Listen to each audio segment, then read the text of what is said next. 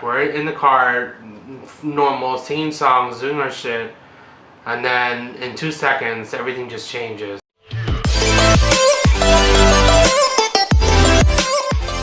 What to the up, you guys? I'm Danny, otherwise known as Woofy Socks, and welcome back to my channel. If you're new to my channel, welcome. This is my husband, Michael. Hello. Hello. Thank you so much for joining us today. Today we're going to be talking about the day we got into a very bad car accident. Mama. Hello. We've always spoken about the day that our lives changed. The day we got into our accident. Basically, we were finishing up work. It was going around the office of a happy hour, typical everyday. What was it, Thursday? Typical Thursday. Yeah. And you know, as usual, everybody's talking about if they're gonna go to the happy hour, if they're not gonna go to the happy hour. We typically don't like going to these functions only because we like separating, work and play. Yeah, it's just. Plus, we had a new puppy. Yeah, that was the main reason why we were like, saying no, is because we had a new puppy and he was sick at the time. They talked us into basically going at the end of the day. We were there for like an hour or two. Like how long?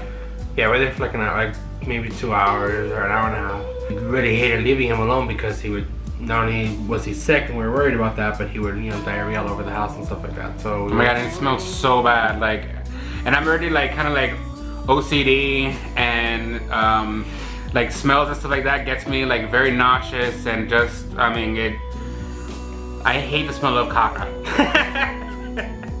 Poop, it's poop.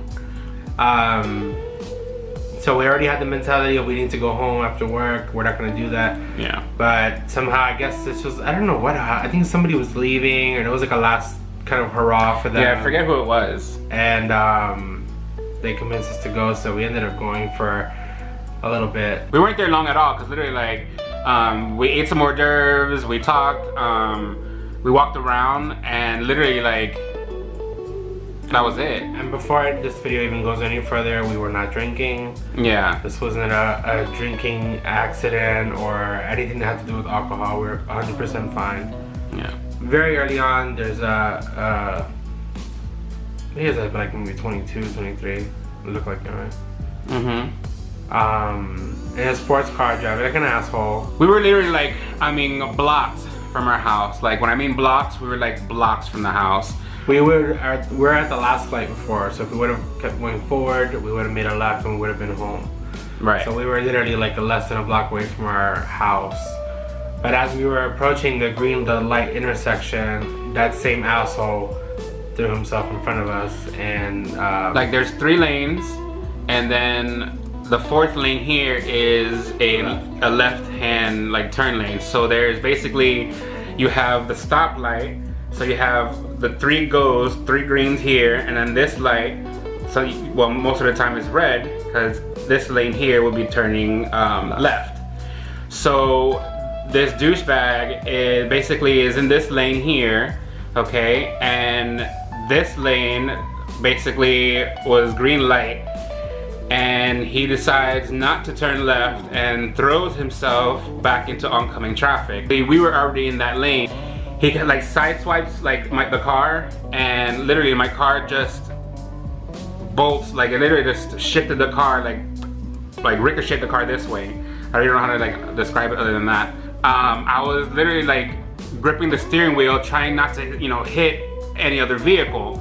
His mentality was, if we were in this lane and he threw himself into us, this lane was open, so we could have literally just thrown ourselves this way, maybe ride the curb, make a right turn, and then do a U-turn back home, and everything would have been fine. But this person in the lane to the right of us slammed on the brakes when she heard him screeching. So her slamming on the brakes made us, since we got thrown this way, we hit her car, and then I literally hit her back bumper on the right hand side. So literally, if she wouldn't hit her brakes, like I wouldn't have hit her. Yeah, our front light hit her back. Right, so I hit her here. So that literally pushed my car more toward more than what it was expected, right? And it ricocheted us even more. So instead of being able to ride that last lane, we actually got thrown onto the sidewalk and straight into the pole. So we ended up going headfirst into gas station post. It's like a concrete post that has the prices on them. Right. Yeah, so we ended up hitting that. Every airbag exploded. We weren't hitting our seatbelts, so thankfully, since we hit the pole, I didn't push the dashboard forward. That kind of held us in place. But both of us ended up hitting our heads on the windshield. Only he actually got stuck. His hair got stuck in the windshield. So once the airbags exploded, we really couldn't see each other. The car was like smoky and smelled like fire. And I just remember like calling out for him, but not being able to see him. It wasn't until a moment where I tried to get out of the car. There was the most excruciating pain when I tried to move. There was really like strong hedges. My door was pinned, and it wasn't letting me open the door. So I'm telling him to get out of the car because I couldn't get out, and he couldn't. And then he stopped answering me. So I was like, oh my god. I think from like the the impact in the windshield, like I was like in and out of like consciousness, because I just remember being like super foggy. I remember calling out for him. I remember like people talking around me, and then I remember the moment that my door opens and I like literally tried, like I guess I tried to move and I passed out. And when he wasn't answering me, I tried to open my door, and so I noticed that there was something wrong with my arm. He's not answering me, so I'm just trying to do my best to get out of the car. At that point, I think there was like 2 or 3 men who pulled the shrubs out of the way, and they were able to pull me out of the car. And as soon as everybody saw my arm doing this, it was like in the movie, because you just hear gasping from every single person in the gas station. So basically what he's saying is that this part moved up, but the rest of his arm stayed dangling. Yeah, because the bone was in a complete break, so they weren't even touching each other. So this was moving up because it was connected to the shoulder, and then this was just dead. Like finally somebody was taking me out of the car, and it was the paramedics. But I remember I don't know if it was somebody like at first, like another like maybe like person from the street tried to get me out of the car first, before the paramedics. I just remember somebody else like coming to the door first. It was the same people that opened the door for me. They went around once I was out. When when they first came to my door, I was like, my hair was still in the window. Like I was still in the window. And you couldn't move from your chair because your hip was all broken. And that's when I noticed that my ankle, my foot was broken also. So I was hopping over there, but at that time it took me so long to get out of the car that the ambulance had already gotten there to take him. I think it took like what, 4 or 5 people to get you out because of your hair and everything. Yeah. They had to cut his hair off the window, so his head was stuck to the windshield. They had to put a brace around his neck, which held your ear down. I was so uncomfortable, like, because the brace is like this big thing, and then like this ear was down, but this ear was like this, like pushed out. Oh my god, it was driving me insane. And I don't hear from him. I can't see him where I'm at because the airbags are blown out. Nobody wants to answer me, so I'm trying to get out to see him, and the ambulance are involved now. And everything was just a mess. Everything was just going too fast at once. They didn't want to give me my phone out of the freaking car. I had to hobble my way over there with my broken foot because they wanted me to come get it later from the police. And I was like, no, I want my phone now. I had to call his parents. I had to call my parents. Like, it was just a terrible situation. I don't know. I just remember like the 2 paramedics in the ambulance, like just literally talking about their weekend. Like literally like if I wasn't there. I don't remember the ride at all. I just remember like them telling me like, stay with me, and I guess I had passed them out. So when they finally took us, they agreed to take me to the same hospital after I had caused a scene for like 10 minutes straight. While I was in the ambulance, I had to call his parents. I called my family to let them know. Thankfully, they met us in the hospital like within 30 minutes of us getting there. I just remember like waking up. I remember my mom and dad being there. I woke up to the doctor being on top of me, and he literally had my leg, and because I didn't know it at this point, but I had dislocated my hip on top of breaking my knee in 2 places and breaking my leg. And your pelvis. And shattering my pelvis. Not the pelvis, The socket, the hip Right. socket. So he was basically, what I woke up to was him trying to relocate my hip back into place, not really knowing that my actual hip pelvis, that joint, was shattered from the impact. Because from the impact from pressing the brake, I guess just pushed my leg all forward. So the actual joint itself was, you know, shattered. I dislocated my hip. And so him trying to relocate my hip, basically they had given me anesthesia twice, and I just remember him saying, you know, that we had to continue. We can't give him any more. We gave him too much. And he was going in. He was just, you know, there, and I just remember, you know, screaming. Yeah, and on my side of the hospital, we're on two different sides of the hospital because he was in trauma and I was in trauma and he was in the emergency side. I don't know, we were just separated because of our injuries were different.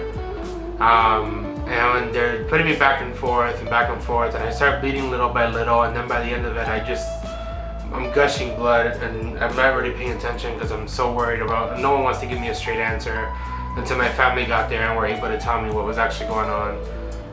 And I remember at one point, I was doing a CT scan and I hear screaming on the other side, and I know that was him. So they figured it out with him getting his knee and everything together.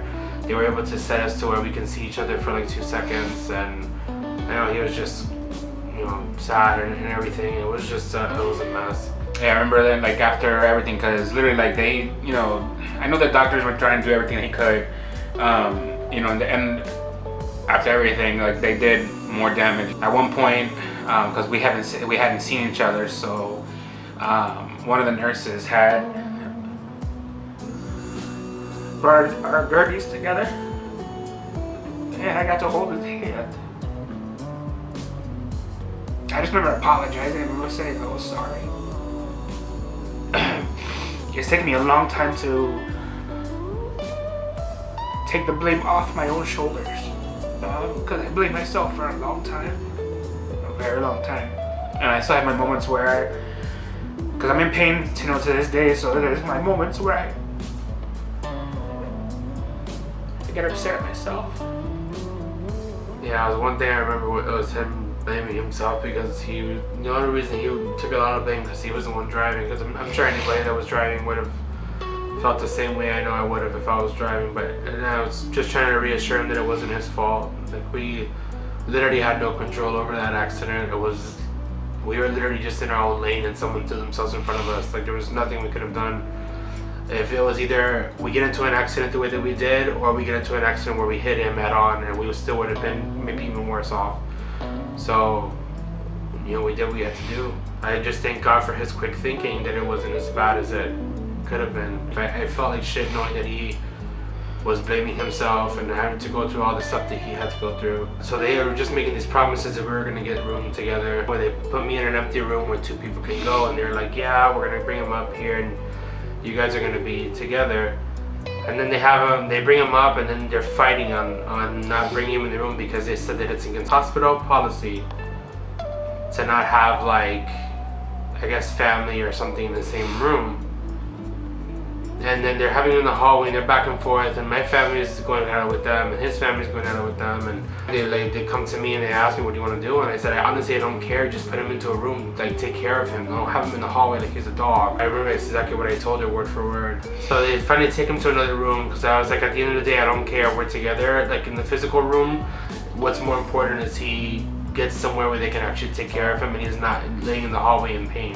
I spent the night by myself in the room, and it was just one fucking disaster after another at that point. And it's just like, it was just careless stuff. Like, the nurses there were just careless. Like, mind you, I had his cousin basically picking out glass that the nurses, I guess, didn't see from my head from when, you know, the concussion from hitting the windshield.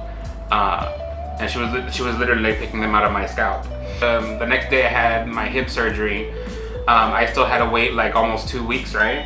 Before they got to operate on my leg because there was so much swelling that They can do one surgery they can only do one at a time. So they had basically my leg in this brace, and they were putting this cooling machine. And well, the nurses, I guess, they just put it on incorrectly. So what it was supposed to do was chill my leg to the point where it brings the swelling down. But instead of putting the cool on the inside, they were putting the cool on the outside. So it really wasn't doing much to my leg. And again, I'm laid out, seriously heavily medicated, because I was in a lot of pain. That's a whole nother thing too, because they treated us like if me asking for pain medication was if I was a junkie or something, and that I didn't need it. They basically had me opened up from the top of my butt, and I have like incisions all the way down almost to my ankle.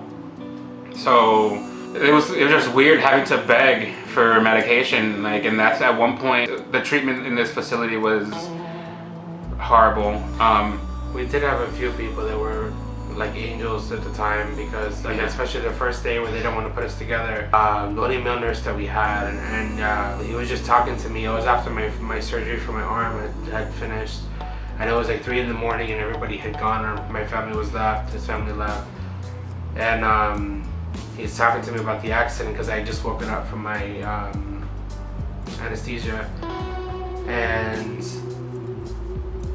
I tell him the situation, and I told him everything that went on, and I asked him if he can deliver a message for him because he was in another room. So he tells me, "Oh, I'll do you one better." And he came in, he closed the curtain, and at the time I was there like, okay, what's going on? But he ended up taking out his phone and letting me record a little love message, letting him know that I'm okay and that I love him and everything. Because we still haven't technically had seen each other from besides that moment that they brought our 2 gurneys together, that we held hands for a quick second. They pulled us apart again. I was fighting. People were fighting. If it wasn't for his nurse, that little moment never would have happened. And even though it was just 2 seconds, they only let it happen for 2 seconds. So it was like, no, he needs to go, because it was just a fight, a constant fight. So from the moment of impact to that little 2 seconds that we got to see each other, and then till that we didn't really get to see each other face to face for 2 days. Yeah. After the accident. Like the moment he's talking about. So I had this nurse, and he was, really awesome. Like, he had this bedside manner that, the rest of the crew should take notes. And he was basically he closed my curtain and he was like, "I'm gonna show you something," and this never happened. That was a message from him. I don't even remember it because I was super doped up, so I really don't remember the specifics of what he said. But I remember seeing his face, and he was super high. You could tell he was super high. And then he was just like, don't tell anybody, because that's his job, against policy or whatever. So, but it was very sweet for him to do. And then he just deleted the video. I was me being able to see him, because he was literally just a couple rooms down. It ended up being so my injuries overall was my right arm was broken, and you can add a picture now. And then I had the tiniest little break in the smallest bone of your foot, but that bone, I forgot the name of it, I gotta look it up. That bone holds up all of the weight from when you're standing on your feet. And on my leg, like I said, I had my dislocated hip, I had my pelvis shattered, and I had broken my knee in I believe 2 places, and I had broken my leg in 1. And then I had my thumb, also had a break in my thumb, I guess from the impact. Because I lost my engagement ring in the impact. It was so hard, literally just flew off my finger. After the mistreatment in the hospital, I had a nurse drop my leg. That was once we were already together, because they did bring him into our room together. I think it was 2 days after, because the first night we didn't do any surgeries. the second night I did my surgery, and then he did his surgery the day after, so he had to wait 2 days after getting admitted. And then once he was done with his first surgery, they brought him into my room, and that's where we stayed together for the remainder of my stay. And then that's what he was talking about. It's like they were just targeting us for whatever reason. I don't think it's us, I just think they were lazy. I think that was just like, they were just... No, that one nurse, she was hateful. Because literally she will come into the middle of the night and like when she woke me up like to take blood or whatever, which at the end turns out that she wasn't even, like she didn't even have to be, excuse me, she didn't have to be even taking my blood. But she literally was like, oh, you know, don't move, you know, you don't want me to, you know, to stab you, right? Or she was just very nasty. So it was said in a very malicious, like, oh, you don't want me to hit, you know, stab you, right? Like type of thing. It's like they were kind of preying on the fact that we were drugged out, which was kind of scary. Like the treatment was so bad, like we had to complain, our family complained, we had, you know, charge nurses involved. It got to the point where they even had to call nurses back because I had a catheter put inside my wiener hole, and she like left the bag to the point of like almost overflowing. You know, the nurse was like, no, this is uncalled for, and they, you know, even brought her back. But again, this was like after me having to complain, after her dropping my leg. I was in like the hospital for about 2 weeks. He had already like left the hospital. By this point, they were talking about taking me to a rehab center because I was gonna basically have to learn how to rewalk again, use my leg. I was gonna be basically off my leg for a good amount of time because I couldn't put any pressure because my hip had to heal, and the bones, and I mean I have a lot of like hardware in my hip, so they didn't want me to put pressure on it and shift it. So I was about 5 months in a wheelchair. Once we got out, because I couldn't walk on my foot for, I think they would want me to do it for like a month. I wasn't supposed to walk on my foot, so I got taken to my mom's when she was still in the hospital, and then when he was getting ready to get released, they basically were trying to convince me to let him go to a rehab center, and that's not what he wanted. He didn't want that at all. So basically we're just like, we had a conversation where like, let's just recover together. Like we'll do it, just me and you, and you know, go back to our house. Because I mean, I was in my mom's house after being in the hospital for so long, and he was in the hospital all that time. We just wanted to get back to normal. We wanted to see our house again. Like, my mom would take me back to our apartment, and just taking a shower, my own shower was like, oh my god, I literally cried. I couldn't. It's like when you're away for too long, when you're with someone you don't want to be. It was like everything was trying to like separate us. I mean, it wasn't because of anything else, but you know, it would have been easier for him to go to his mom's house and me to go to my mom's house, you know, for them to be able to, you know, properly take care of us. But at the same time, you know, we had really like not really spent time apart, and I was super emotional. Like everything for me was changing. Like I couldn't do anything for myself. And for me, that's super hard because I am very independent. I don't know, just a lot of the mistreatment and a lot of things that you know happened just brought back a lot of just bad memories. And basically, if he would have left, it would have been too more stress on us that we really didn't need. I decided to just go home to have my mom pick him up because he wanted to go. He signed himself out. I did what I had to do. I took care of him. I was in a wheelchair, but my mom, when she picked him up, they tricked out the back of her van to lay him out, and my dad moved all the furniture around so that everything was out of the way and it was completely wheelchair. If it wasn't for his family and my family like really stepping up, I don't think we could, like we wouldn't have made it, because they literally came through, all of them. When it wasn't his parents, it was my parents, and when it wasn't my parents, it was his parents. So they really did a lot for us. So I was cooking on a wheelchair, and you know, I would call my mom whenever I needed groceries, and she would take me to the store, and it ended up coming to a point where we obviously didn't plan to be in recovery for so long. We were supposed to be in recovery for 2 months. And after the first month, we only had enough money to pay the bills, so we were coming on to a point where we didn't know what to do. And we got like a surprise email or text message. Like I got a phone call from, you know, HR at my job, and basically they had put a raffle together And a big sale. and raised us enough money to get us by for like the next month. But it got to the point where, I mean, I was still in my wheelchair and I had to go back to work. Battling the insurance companies, our own insurance companies, because it was considered a hit and run because the guy never stopped. You know, bouncing around between lawyers and, you know, finding out that basically we were in this like by ourselves. There was no cameras to see anything. There was no witnesses. The way that it all played out was he hit us in a spot where the camera couldn't catch it, even though he ran the red light. Like there was no way. This is what our attorney told us.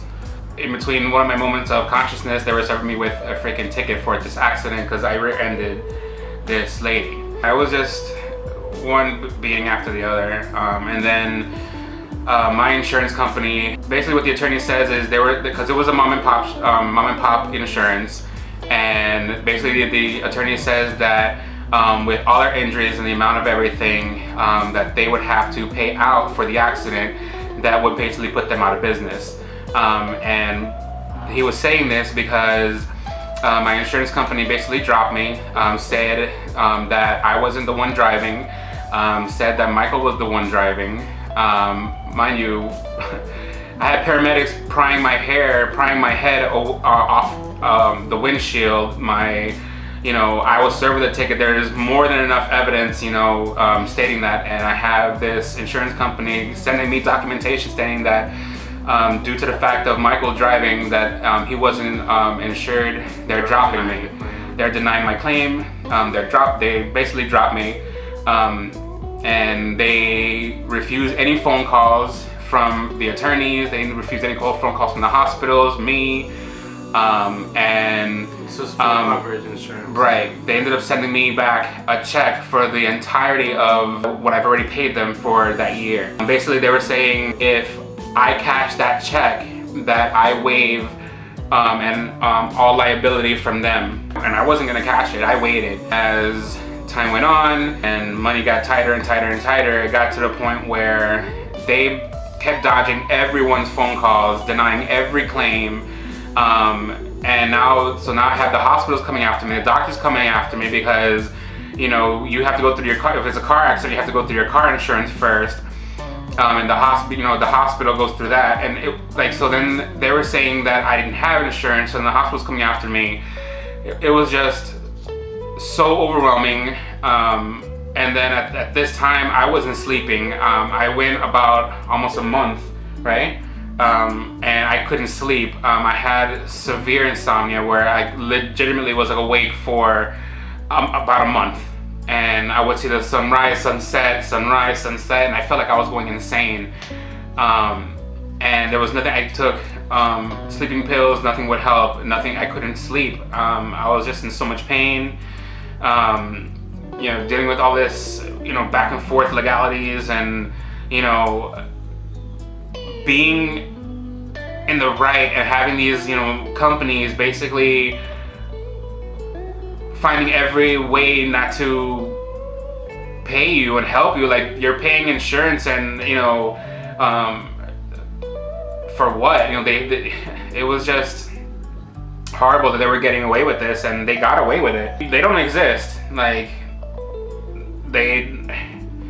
it's just like stuff that comes from movies, like straight up. But it ended up being really hard, you know, with the insurance stuff, and then our health insurance stuff, and going back to these doctor visits where we're fighting our insurance, but all the doctors care about is that insurance money, so they treat us literally was just like money. Like, you know, the doctor tells me to my face that he goes, oh, if I would have, he goes, because he's heard about this in my insurance, and I guess they're a piece of shit insurance, and he was like, oh, straight up to my face, if I would have known this was the insurance, I wouldn't have done your surgery.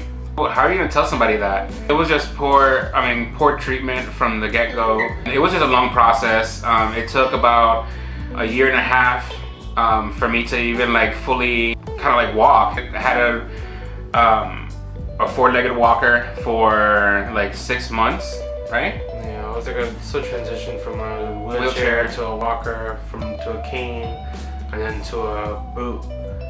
But because of that, we were kind of like hamstered into the house, and we ended up like not. It's not that we didn't want to see anybody. It was just that we still had gone through so much, and it was still fresh. As you can see, even just talking about it today still gets us in the right spot.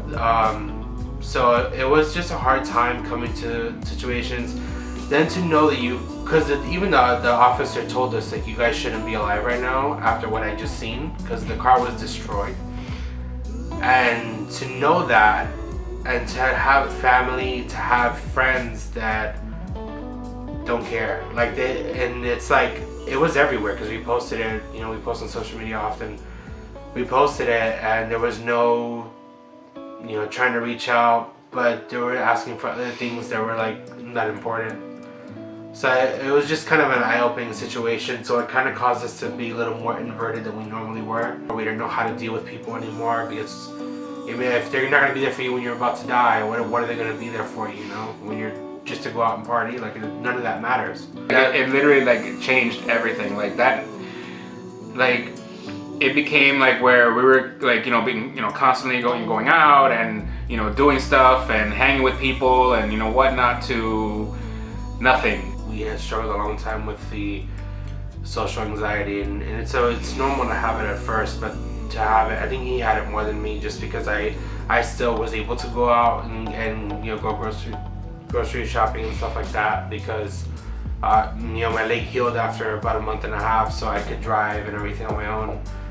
So I was able to get that human interaction. Other than work, he was just home and work, so it was kind of harder on him, especially when he had a lot of friends, that were involved and things like that. And it just rolled off into this long episode of social anxiety, a long episode of normal anxiety, not wanting to go to family events and functions and things like that, just because your body is not the way you wanted it to be, and it was something that happened that was out of your control. Being down for so long, I gained like a lot of weight. Because imagine, like, all I could do was move from the bed to the couch to the wheelchair, and all I can do was eat, through the pain and just depression. I got super depressed, because again, I was blaming myself. I seeing him in pain, my own pain, not sleeping, the frustrations of something as simple as using the bathroom or taking a shower, getting in and out of bed, getting into the wheelchair. It was just, it was a lot. And it was almost like, it was about 2 years of recovery to basically get to the point of walking. And a lot of people didn't understand the extremeness to my injuries. As time passed, they just forgot about it. They paid no mind. They weren't bothered. And it's the worst thing too, because you go to this, and it's the kind of situation where you don't know. You can be sympathetic all you want, but you don't know what that person goes through until you're there. Until you've been into a big car accident, it's kind of hard to put. It's kind of bad, but until you're in the situation, like, you really get to see what it is. And people were just basically implying that we're using it as an excuse, or that we always have an excuse and stuff like that, when all the emotional damage that came after. We had to learn how to be again, how to live again, how to go out on dates again, and go back to life the way that it used to be. It's been a long process, so I think that's why like all these changes that are happening now, like since 2018 came around, and we've made a lot of like hard decisions, but decisions that have been for the benefit of us, and it's been going great. We're trying to put a lot of things behind us, and just start fresh. You know, we can't continue to focus on the past, because I mean, we're gonna be reminded of it every day, you know, because I'm gonna be in pain, you know, the rest of my life. So, you know, I have my good days and my bad days. So, you know, that, you know, he has to deal with that. And it is what it is. I had this fear of stuff happening, and, you know, because when this all happened, the whole post thing happened, you know, and it really didn't help the situation, because I was just afraid to go out, because if something would happen, you know, if we're, you know, and from me not being able to, you know, move quick enough or whatever, and somebody else gets hurt on my behalf, like, it was mentally, like, I was like mentally like going through it. So I like literally shut myself in. So it was like, I don't want to be that way anymore. So even with the pain, like, I'll go out and I'll like, okay, we'll take a break, you know, or like, you know, we'll sit down and do something, but I can't stop myself from living life anymore. So yeah, this year has been just trudging through it. And it's literally, we say it, like, it's me and him against the world, because that's the way it is, you know. Besides, you know, obviously our family, like, it's been us, you know. It's been extremely hard, and not everybody understands, but it's not our job anymore to make them understand. Yeah, you know, we're the ones that went through it. We've recovered from it. We've dealt with it. You know, we've cried about it. We've moved on, and we've been talking about making this video on this channel for a long time, but we wanted to wait until it was officially behind us. Our Orlando trip that we went on a few months ago was kind of like a way to commemorate for us, because we did that exact same trip the weekend before our accident. So that was kind of like a marker for us to redo everything. And it's just, this year has been about positivity and moving forward, and you know, we're always gonna have the memories. I still have my scar. I don't know if you can see it. I have a big scar on my arm. We still have our scars, but we look past them now. They don't define us anymore. It's just about moving forward. Period. Starting a new life, and we're starting to be able to make friends again. And basically that accident, I mean, changed a lot. Our views on people, our views on life. Through this whole thing, we also was dealing with, you know, our wedding, you know, and it was a lot, guys. When I tell you, it was really overwhelming. We were battling insurance companies. We were battling, you know, the hospital bills, which, I mean, we're still battling the hospital bills. You know, in between, you know, trying to work on, you know, our wedding, you know, not being able to really go, you know, see things, and a lot of people falling through that were supposed to, you know, be there for our wedding and help us with our wedding. It was just a lot. It was very overwhelming, and it basically took us to a very dark place. I know, I was dealing with my depression. He got very depressed. So it was like two depressed people in one house, and we're trying to help each other, but at the same time, you know, it was just hard. So this year was a very awakening, you know, year, and I'm so happy about it, because we've gone through a lot together, and it's made us really strong. A lot of things that we didn't think we'd be able to do again, we've made it a point to do this year. Like going to Pride, we went to 3 different Prides this year alone. We went back on our Orlando vacation. We walked Islands of Adventure. It was something that it was an accomplishment for him, because even though he's healed, walking a long time would wind him, and now he's okay, and he just has his pains and things like that. So it's just, this year has proven a lot. We've grown as people, and we're ready to, you know, put this out, put it behind us, and just hopefully it'll be the last that we, you know, even have to think about the accident. We literally live, I drive past the pole that is literally still has yellow tape wrapped around it to this day. We live down the street from it, you know, so there's a lot of changes that I think are needed. I just want to continue, you know, growing and being positive, and continue, you know, our weight loss journey. Because the more weight I lose, you know, the better, you know, the less pain is on my leg. Because obviously less weight on my joints, you know, and the pain is getting manageable. The reason why I started YouTube was to get myself, you know, up and out again to get me out of my headspace and just get back into what I love doing. And this is why I started. You guys have been super supportive, and I thank you guys all for that. You guys keep me going, like, honestly. There's a lot of you guys who, you know, send like very nice messages, and you know, have been just awesome with me, as well as Michael. And I'm just very happy. I'm just excited for the future and moving forward, and still, you know, dealing with, you know, a lot of negative aspects of, you know, from what happened from the accident, you know, because a lot of the medication also gave my body negative reactions also, so we've been dealing with that. It's hard to break that up, and you still can't help but think of things. And that, mind you, this is 3 years ago.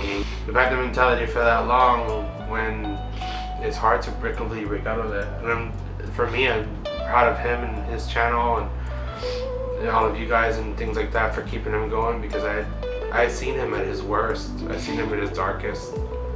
You know, when the accident, and he's very much the person that likes to be protective and in control, and you know, he's very much that persona. So to see him defeated and broken, it killed me. I literally, like, would just kill me all the time to see that. And I never knew, I didn't know if he was gonna ever be okay again, until he just, you know, life shoveled shit over us, and we came through, and he was able to, you know, start this channel and believe in himself again. And I tell him all the time that he's come a long way, and I'm very, very proud of him. Thank you. I think that's good enough for today. 2018 is coming to an awesome close. It has been a very steadily climbing year, and we continue to grow and be positive and grow together. We have some really big changes coming very soon, so things will only get better, and we're gonna make sure they only get better and continue this momentum, make 2019 better than 2018 and thereafter. My eyes hurt now. Anyway, guys, thank you again so much for tuning in for this story time. Sorry it was depressing. I don't know, you guys have asked why we keep mentioning the accident, or why, you know, I mentioned pain or whatever on my Snapchats and, you know, whatnot. So now you guys know a piece of that. Thank you again for, you know, if you're still stuck around this far. And we will definitely catch you on the next one.